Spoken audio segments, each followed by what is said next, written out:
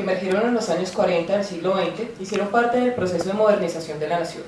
Muchos de ellos estuvieron vinculados a los proyectos educativos de los años 30, como la Escuela Normal Superior y una serie de institutos específicos que dieron cuenta de la normalización de los saberes sociales como saberes científicos.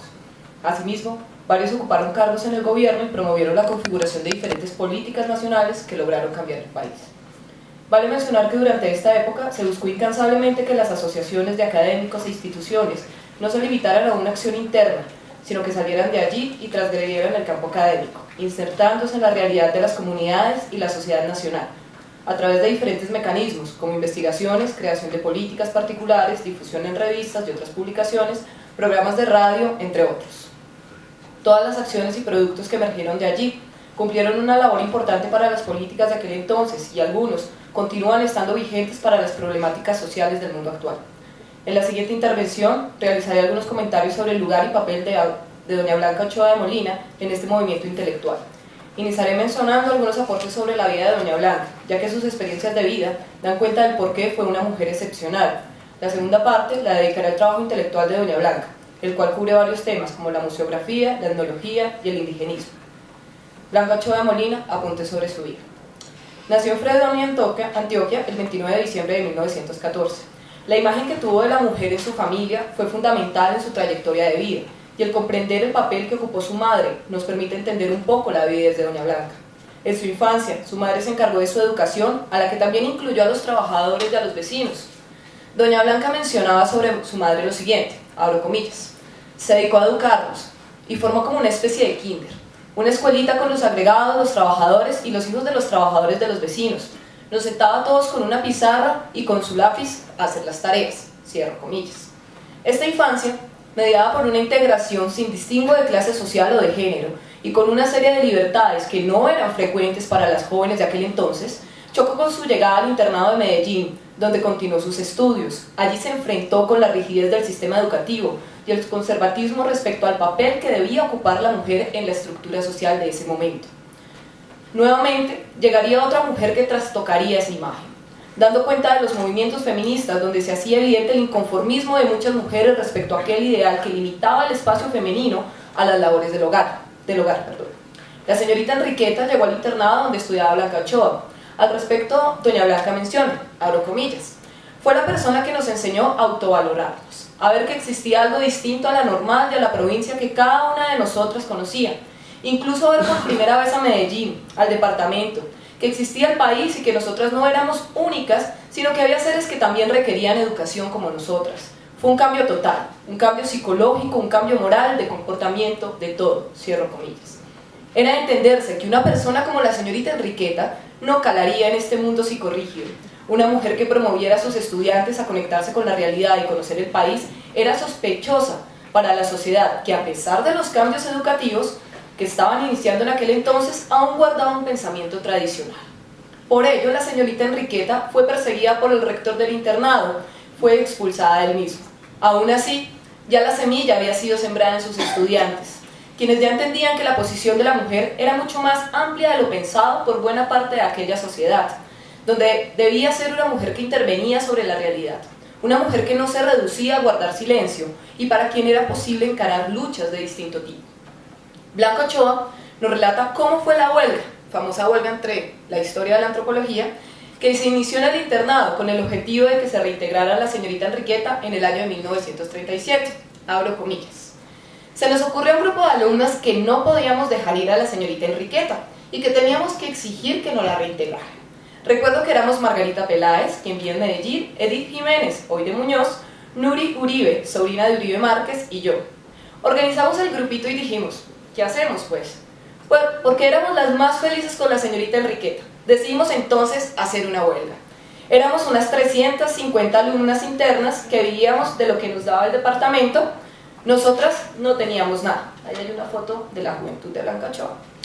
Decidimos que puro pan, y que nadie iba a los cursos. Y la consigna era que ninguna se fuera a su casa, porque empezaba a desintegrarse el grupo. Fue muy difícil, una época de más de 4 semanas, 2 semanas de convencimiento para que las niñas se quedaran y para seguir la huelga. O sea, eran apenas unas adolescentes cuando ya estaban conformando esta noción de comunidad y de lucha política desde el espacio escolar, cierro comillas. La huelga no se quedó en la expresión de la inconformidad ante tal acto.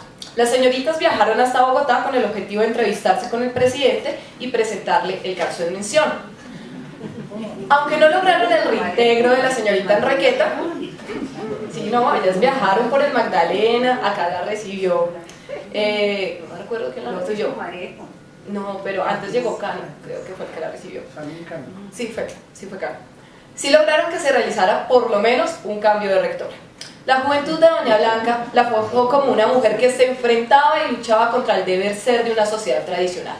Era el momento en que éste se modificaba bajo las múltiples luchas que recorrían el territorio del país y daban cuenta que la sociedad no se dormía frente al ejercicio vertical del poder. Una sociedad que exigía a través de diferentes medios procesos de inclusión y de participación en el trasegar nacional. Para los años en que Blanca Ochoa finalizó su formación en el Liceo Antioqueño, iniciaba el proyecto de José Francisco Socarrás de la Escuela Normal Superior, con el que se buscaba modernizar la educación en Colombia. Este fue caracterizado por sus políticas incluyentes, donde se promovió una educación mixta.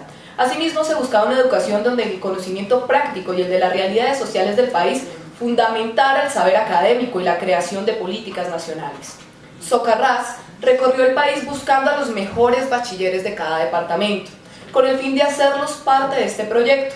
En el caso de Medellín, Blanca Ochoa y Edith Jiménez fueron las seleccionadas para viajar a Bogotá y estudiar en la Normal.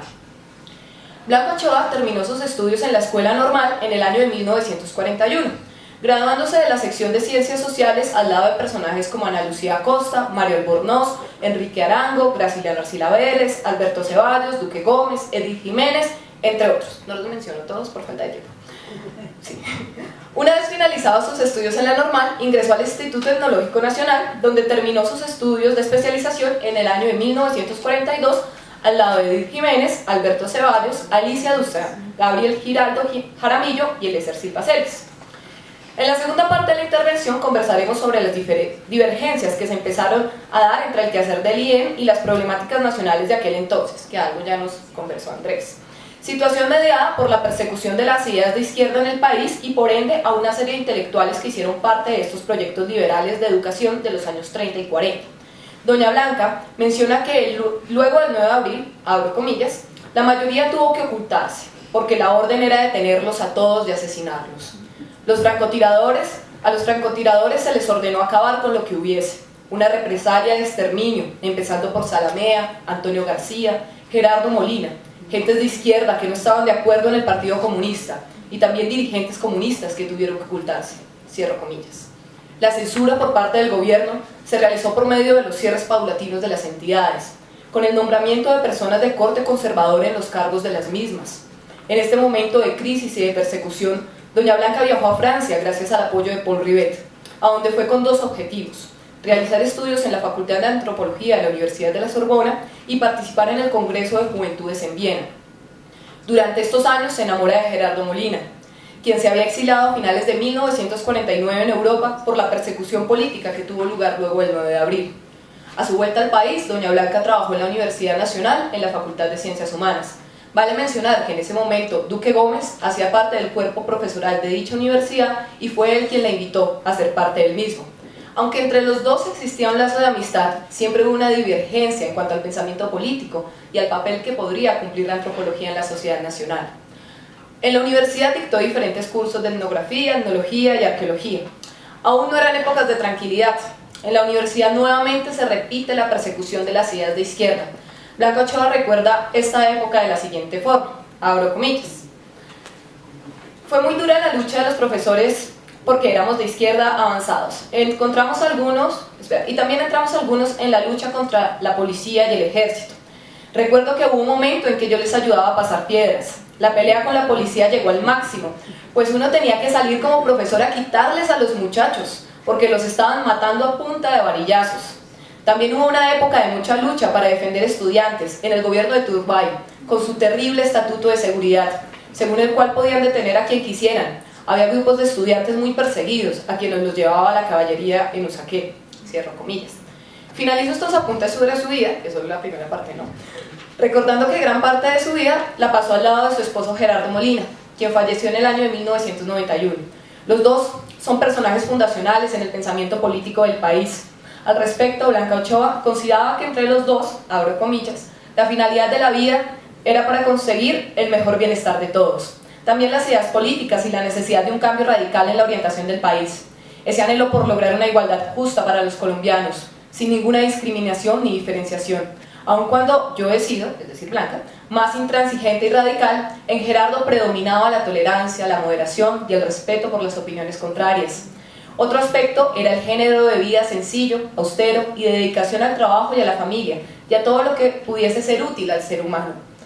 Había un acuerdo en el valor de la vida en familia con hábitos sencillos, en donde siempre predominaron armonía y entendimiento. La convivencia con Gerardo acrecentó nuestra sensibilidad innata con respecto al ser humano, el aprecio y el respeto de la amistad y la vida en comunidad. Todo esto condujo a nuestras finalidades primordiales en la docencia para llegar a los jóvenes con nuestras ideas de amor por el país, de convivencia, de paz y libertad. Cierro comillas. Su producción bibliográfica inició en el Instituto Etnológico Nacional. Los objetivos de este eran ante todo académicos, como ya lo he mencionado anteriormente. Esto no quiere decir que los estudios e investigaciones que se produjeron allí no hayan circulado en otros ámbitos y hayan servido para los procesos de reconocimiento de la alteridad y la creación de políticas específicas años después. Según Hernández de Alba, el IEN se dedicó, abro comillas, al estudio etnológico de las razas y poblaciones antiguas y modernas de Colombia, es decir, de sus características físicas, biológicas, arqueológicas, etnográficas, sociológicas y lingüísticas, la publicación de los estudios realizados y la enseñanza de las diversas ciencias que constituye la etnografía, cierro comillas. Asimismo, se consideraba que se debía asumir una investigación científica, con el objetivo de incorporar a los diferentes grupos de la nación, abro comillas. La mayoría de los grupos que la integran son depositarios todavía de la herencia cultural de sus antepasados, y su estudio inmediato se hace cada día más necesario, toda vez que este patrimonio viene en mengua a medida que se acerca al contacto con otros grupos étnicos. Por otra parte, una incorporación metódica de estos pueblos al progreso y adelanto de la nación es cosa que aún ni siquiera se ha intentado, salvo contadas campañas emprendidas para lograr su conquista espiritual, cierra comillas. La búsqueda del alma nacional reposaba en el reconocimiento positivo de la diversidad de las comunidades que habitaban el territorio colombiano. Aún así, el reconocimiento de las realidades de las poblaciones que convivían en el país llevó a la creación de otro instituto, donde se asumiera una posición política de intervención y acción. Por ello se creó el Instituto Indigenista de Colombia, partiendo de las propuestas realizadas en el Congreso de Pátzcuaro. Al respecto, Chávez menciona lo siguiente. Bueno, voy a intentar resumir esta hora. Abro comillas. En este momento ya se hizo visible la doble misión que debían afrontar, por un lado, el desempeño a cabalidad de la función del etnógrafo, la observación objetiva, la descripción de la situación real sin atenuantes, la comprensión y versión de esa realidad como totalidad, pero al mismo tiempo, su misión debía concluir con la entrega de una monografía. La situación dramática que examinaban los empujaba a pasar a una antropología de acción, que reclamaba con urgencia la solución del problema estudiado. La tentación era atrayente, pero al paso muy difícil. De etnógrafo pasar a desempeñar el papel de politólogo y además de político. El Instituto Indigenista de Colombia se inclinó en esta perspectiva. El IEN persiguió la primera finalidad. Según Chávez, las dos instituciones se completaban en sus finalidades, cierro comillas. Bueno, este pedazo ya lo mencionaron, entonces lo omitimos.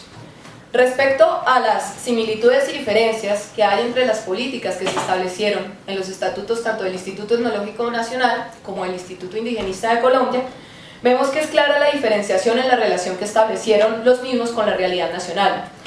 Mientras el IEN se acercó al registro y a la preservación de las culturas, lo que se relaciona con la etnología de rescate que era realizada por sus investigadores, el Instituto Indigenista buscó la realización de ese proyecto del alma nacional, a través de la denuncia de la situación de las comunidades indígenas y la puesta en marcha de una serie de recomendaciones para la incorporación de las mismas al progreso nacional. Muchos participaron de los dos proyectos, entendiéndolos como entidades complementarias. Algunos solo hicieron parte del IEN y otros se alejaron de las acciones del indigenista al no estar de acuerdo con las fuertes críticas que eran realizadas al gobierno en lo concerniente con las políticas de parcelación de resguardos. El director del Instituto Indigenista fue Antonio García, el subdirector Duque Gómez, la tesorera Edith Jiménez y la secretaria Blanca Ochoa. Teniendo en cuenta su carácter privado, el indigenista tuvo que buscar sus propias fuentes de financiación para mantenerse y llevar a cabo los objetivos que se planteaban en sus estatutos.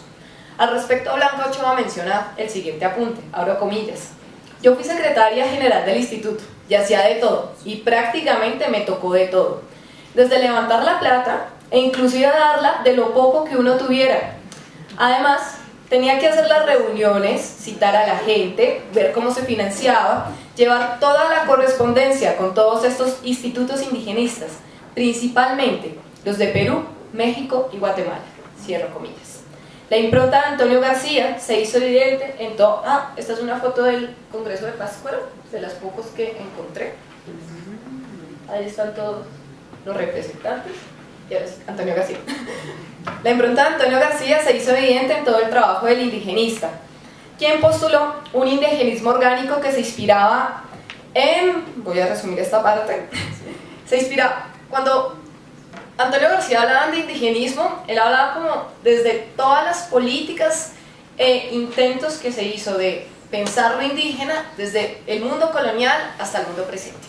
O sea, García no ubicaba el indigenismo exclusivamente en los años 40, sino que incluso cuando habla de indigenismo orgánico, hace todo un proceso de heredar esas investigaciones, heredar esa academia para poder legitimar el indigenismo que él está llevando a cabo. La página. El indigenismo para García se remontaba hasta la colonia y consideraba que las primeras manifestaciones del movimiento como tal tuvieron lugar en los años 30 del siglo XX, o sea, ya hablando de las comunidades de forma específica en cuanto a reivindicaciones de política y luchas por derechos civiles, las cuales coinciden con la agudización del problema agrario. Vale mencionar que para todas las personas que trabajaron en el indigenista, la tierra era fundamental en los estudios de la problemática indígena. En los informes que fueron presentados por sus investigadores se reincide constantemente en el papel de la misma en las comunidades indígenas y se analiza cómo la fractura de los resguardos llevaba a procesos de desintegración de las comunidades y la pérdida de sus culturas. Asimismo, según García, el indigenista se dedicaba, abro comillas, a la investigación científica y la beligerancia social, cierro comillas, alejándose del panindigenismo y de los estudios académicos que se reducían a la labor de la ciencia pura. ¿Cómo vamos de tiempo, Héctor? ¿Bien? Todavía me falta. Eso no leí. Bueno, ya empezamos con Blanca Ochoa. Según Antonio García, entre las personas que nutrieron los estudios indigenistas se encuentran Gregorio Hernández de Alba, de quien ya nos hablaron, Gabriel Giraldo Jaramillo, Edith Jiménez y Blanca Ochoa, quienes en palabra de García, abro comillas, no solo han contribuido notablemente al estudio social de las comunidades de Tocancipá, Cundinamarca y Cauca, sino que han orientado el estudio comparativo de la política indigenista de los países americanos y han efectuado exploraciones en las áreas indígenas de Ecuador, Perú y Bolivia. Cierro comillas, fueron de las pocas personas que se dedicaron a hacer trabajos comparativos entre otras comunidades andinas y lo que estaba ocurriendo en Colombia.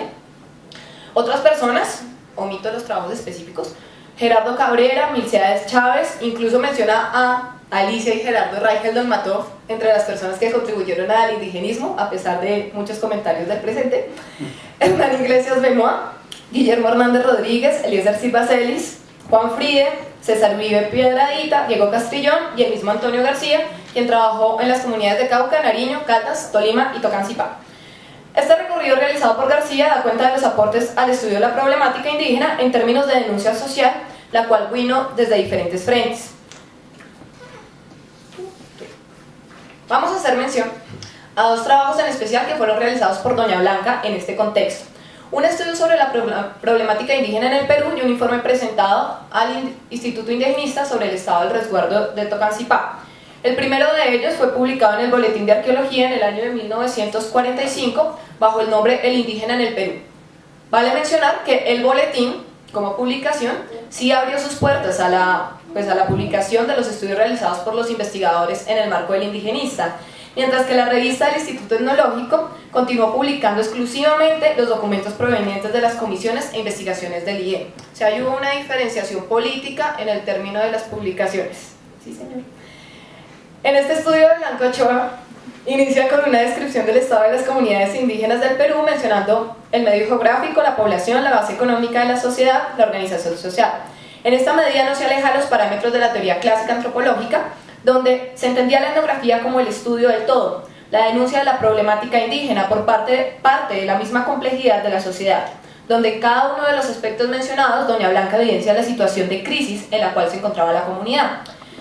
Menciona, por ejemplo, cómo las relaciones de las comunidades indígenas con otras comunidades provocaron procesos de detrimento de las primeras. Por ejemplo, habla de la explotación existente en las redes comerciales de lana y el aprovechamiento de los prestamistas con los indígenas.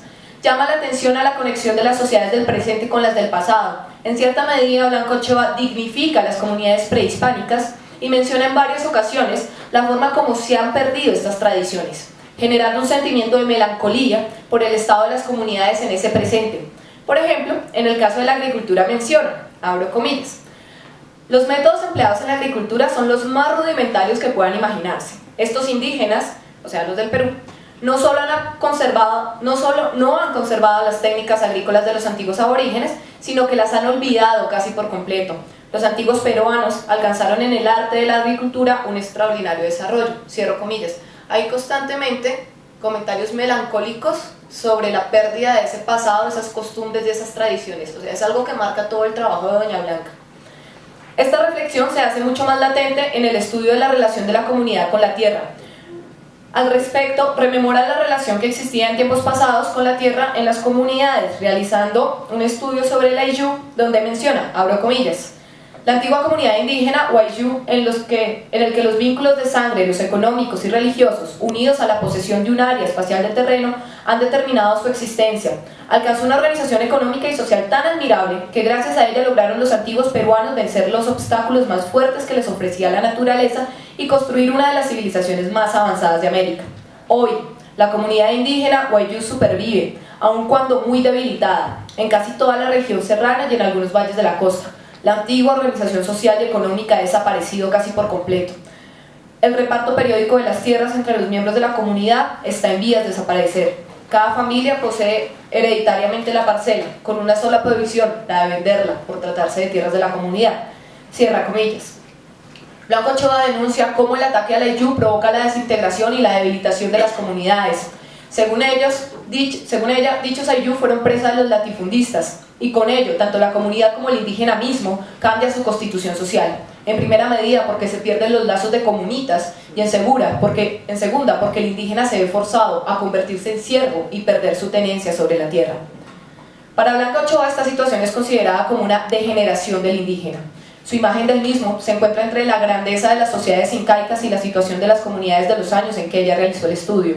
En estos momentos, las interacciones y explotaciones por parte de otras comunidades lo habían llevado a una pérdida de conocimientos y saberes, así como a la inserción en otros sistemas como el enganche, los cuales iban en detrimento de las tradiciones y costumbres ancestrales. Frente a esta situación de explotación, Blanco Ochoa menciona el papel del Estado en cuanto a la generación de políticas específicas con el objetivo de integrarlos a la vida nacional. Al respecto, es necesario hacer mención que los investigadores del indigenista no entendían las comunidades indígenas como sociedades que deberían permanecer aisladas o exentas de cambios culturales. En el trabajo de Blanco Ochoa sobre los indígenas del Perú se evidencia una preocupación por insertar a estas comunidades a la vida nacional, partiendo de su diferenciación cultural y procurando políticas de protección y de bienestar de las mismas. Paso por acá. Bueno, voy a omitir el estudio de Tocancipá, que era bastante interesante. Pero ya me están mirando con cara de terminar. Los comentarios. Voy a hacer unos comentarios que ella realiza cuando viaja a Ráquira con el etnológico, pero donde se ve un poco también esas políticas que ella planteaba para las comunidades indígenas respecto a la conexión entre la academia y la reproducción de los saberes tradicionales. El planteamiento sobre la pérdida de los saberes tradicionales es una de las principales preocupaciones. En la visita que realiza Ráquira se refiere de la siguiente forma frente al uso de la cerámica y los hilados. Abro comillas, es lamentable la marcada decadencia de esta importante industria indígena. Solo se fabrican ollas muy burdas y cuanto más los ceramistas más atrevidos copian algún motivo europeo o mezclan lo que observan en láminas profanas y religiosas con los que en su fantasía crean, dando después a la obra final una pintura de colores abirragados y combinados sin ningún costo. Cierro comillas. Al respecto propone que se abra nuevamente la escuela bajo la guía del Instituto Etnológico Nacional. O sea, ahí está como la conexión directa con el etnológico y todas estas políticas educativas. Adicionalmente se sugiere que para evitar la pérdida de estos conocimientos, abro comillas, se envíen a Bogotá 3 ceramistas de los más sobresalientes para que observen y copien en el Museo de Arqueología las formas, decoración y colores de la cerámica que hacían sus antecesores, cierro comillas. Ahí vemos todo ese proceso de intervención que nos estaba mencionando hace un momento y cómo empieza a jugar el poder de esos saberes. Finalmente, es que ya Héctor me está mirando desde allá, vale mencionar que doña Blanca hizo un llamado de atención sobre el papel de los académicos y la antropología en la realidad nacional y la puesta en práctica de los proyectos nacionales, donde comentaba que, abro comillas, el avance cultural es la expresión más clara del desarrollo de un país. Es allí también donde primero repercute y donde más se siente la desorganización política, económica y social. Por lo que en los últimos años se ha notado en Colombia un estancamiento deplorable, tanto en los estudios antropológicos como en los demás aspectos culturales. En el terreno de la antropología, con marcadas excepciones, es muy poco lo que se ha realizado, sobre todo en lo que se relaciona con los campos de los problemas netamente nacionales y humanos, que son la esfera propia de la antropología social. Como es sabido, el objeto de esta ciencia es el hombre, y por consiguiente sus problemas desde todo punto de vista físico, espiritual, social, político y económico, lo que conlleva, de acuerdo con el estudio de estos aspectos, la búsqueda de posibles soluciones. Sin embargo, este campo de la antropología, el más importante y útil para Colombia, hoy no se está teniendo en cuenta por los especialistas encargados de los estudios en nuestro país. Cierro comillas y concluyo. En esta medida, la investigación debía estudiar las problemáticas sociales y postular procesos de intervención sobre las mismas, con el objetivo de construir una nación y promover el bienestar de la sociedad nacional. Dichas políticas partirían, según Blanca Ochoa, de la diferenciación cultural que existe en el país. Es decir, las políticas surgirían de la misma realidad de las comunidades y responderían a sus necesidades. Aunque la producción bibliográfica de Blanca Ochoa no es extensa, la profundidad de sus planteamientos da cuenta de su compromiso con la academia y la sociedad nacional. En esta medida, los documentos que dan cuenta de sus postulados muestran la realidad de un país que en aquel entonces luchaba por procesos de inclusión y generación de políticas específicas que no fueran en detrimento del bienestar de las comunidades y la diversidad. El llamado que realiza el papel de la antropología en este proceso es un llamado que continúa estando vigente a toda la labor académica que tiene lugar en un país, que a pesar de contar con múltiples políticas, aún queda un largo trecho para el cumplimiento de las mismas, desde las realidades que nos conciben como colombianos.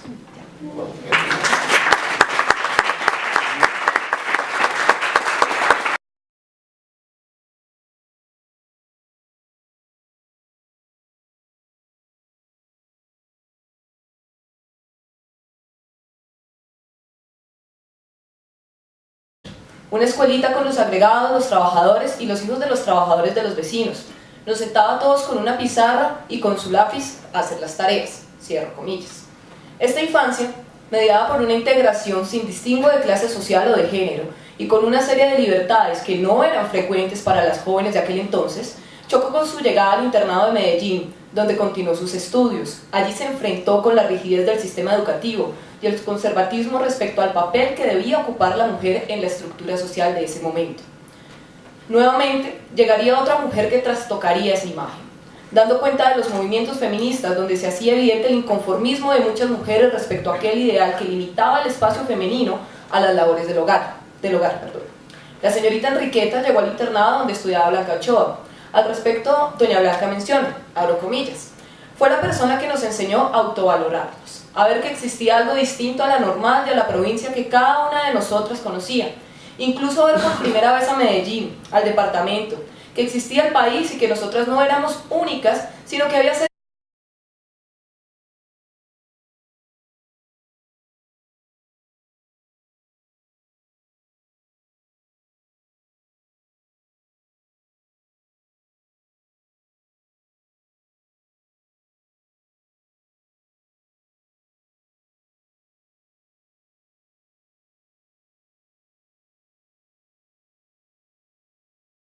que emergieron en los años 40 del siglo XX, hicieron parte del proceso de modernización de la nación. Muchos de ellos estuvieron vinculados a los proyectos educativos de los años 30, como la Escuela Normal Superior, y una serie de institutos específicos que dieron cuenta de la normalización de los saberes sociales como saberes científicos. Asimismo, varios ocuparon cargos en el gobierno y promovieron la configuración de diferentes políticas nacionales que lograron cambiar el país. Vale mencionar que durante esta época se buscó incansablemente que las asociaciones de académicos e instituciones no se limitaran a una acción interna, sino que salieran de allí y transgredieran el campo académico. insertándose en la realidad de las comunidades y la sociedad nacional, a través de diferentes mecanismos, como investigaciones, creación de políticas que también requerían educación como nosotras. Fue un cambio total, un cambio psicológico, un cambio moral, de comportamiento, de todo, cierro comillas. Era de entenderse que una persona como la señorita Enriqueta no calaría en este mundo psicorrígido.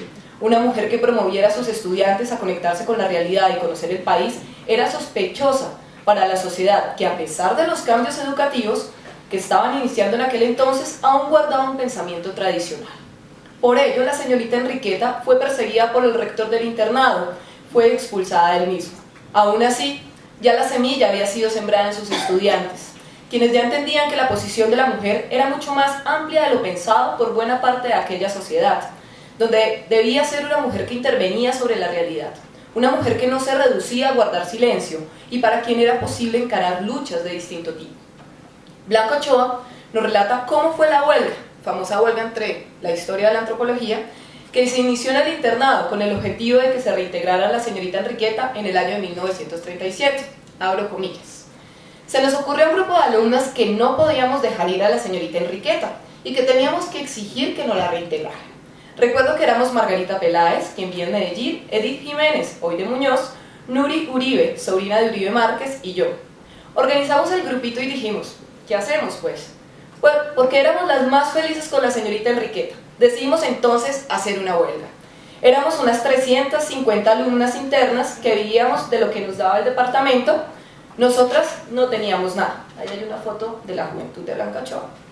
Decidimos que puro pan, y que nadie iba a los cursos, y la consigna era que ninguna se fuera a su casa, porque empezaba a desintegrarse el grupo. Fue muy difícil, una época de más de 4 semanas, 2 semanas de convencimiento para que las niñas se quedaran y para seguir la huelga. O sea, eran apenas unas adolescentes cuando ya estaban conformando esta noción de comunidad y de lucha política desde el espacio escolar, cierro comillas. La huelga no se quedó en la expresión de la inconformidad ante tal acto.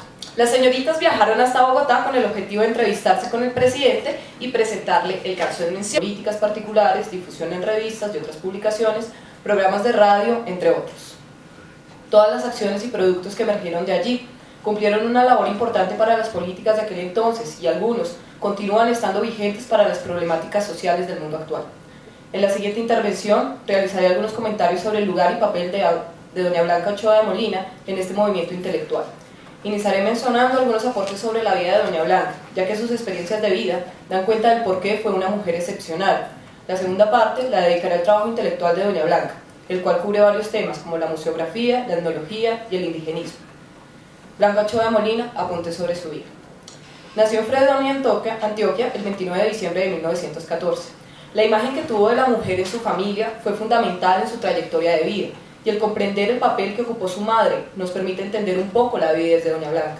En su infancia, su madre se encargó de su educación, a la que también incluyó a los trabajadores y a los vecinos. Doña Blanca mencionaba sobre su madre lo siguiente, abro comillas, se dedicó a educarnos y formó como una especie de kinder.